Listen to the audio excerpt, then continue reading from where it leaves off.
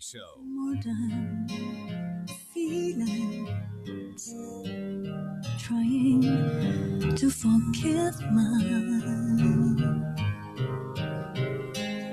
feelings of love. I tried to ask myself, what's the gaggiest love song I could probably think of? And I think that one. I think feeling, because I think that's the winner. Ding, ding, ding. Anyway, welcome back to the show, and you're listening to the Kate Daly Show, katedalyradio.com. My special guest for this hour is the fabulous Jeff Allan. If you don't know his comedy, boy, you really need to. He's so funny, and he just nails it when he gets on stage. The audiences love him everywhere, and he's been doing this for a long time. And let me tell you, he's so good. And you can go to jeffallancomedy.com, jeffallancomedy.com. You can see him. He's all over the place. And I can't wait to catch him in Vegas coming up my way. And let me just tell you, he's great. And you've got to be watching what's going on politically out there. And I can't even imagine how much fodder for comedy that we have right now going on, Jeff. What are your thoughts right out of the gate about what's going on right now? Oh my gosh! I know. I don't even know where to start. It's yeah. Where do you? I mean, it's to me as someone, and again, I dabble in. I just signed up for Peterson University, and my first class is Introduction to Nietzsche. So, that's kind of what I like to dabble in, and you look at the historically. I mean, I think we're literally one election from being California, just a one-party country, and yes, yeah. And sure. It's funny. I was at the RNC. I did the Republican convention. I filled in for somebody who canceled, and a good friend of mine who was a delegate from Texas said to me,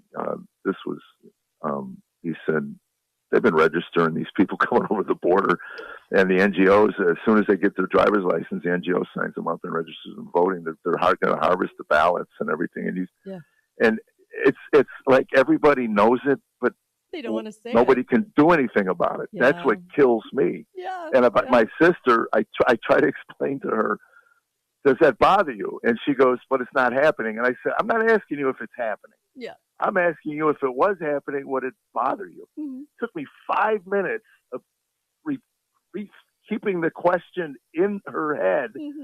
And she finally goes, yeah, well, if it was happening, it would bother me. I said, then do some freaking homework. Yes. Oh my gosh. My God, it's like all over. And I don't know. I don't know either. We watched Rachel Maddow the night that Amber Rose spoke.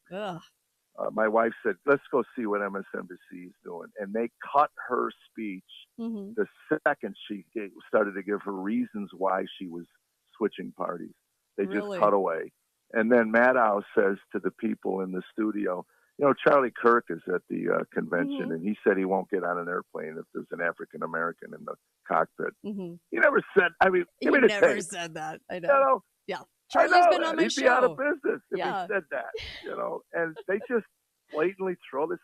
So anyway, I have a line in my show where I say to Tammy, what were you thinking about? And she said, you want the truth? And I go, no, gaslight me like Rachel Maddow, or gaslight me like CNN. And the whole room applauds because they know. Yeah, they do. But yet we have friends in our lives who we love dearly.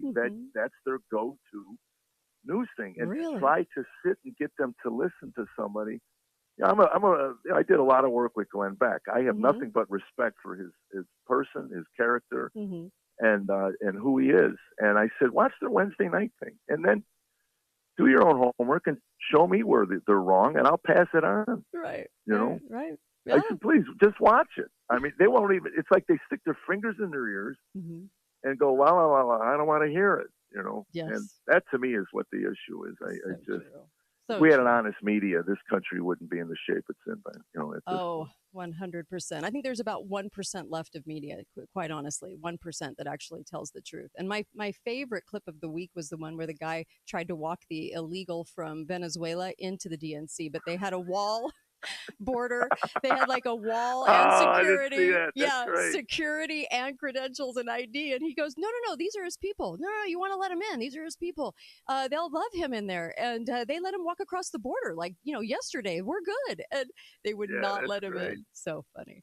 I mean, you really it's the ultimate of the crazy meets the crazy, and I don't know how else to say it. I know people are shell shocked about how insane it's become, especially with Hormala at the wheel, because I've got fodder for her Right. on days. You know, she can't for days she can't complete a sentence. It's amazing.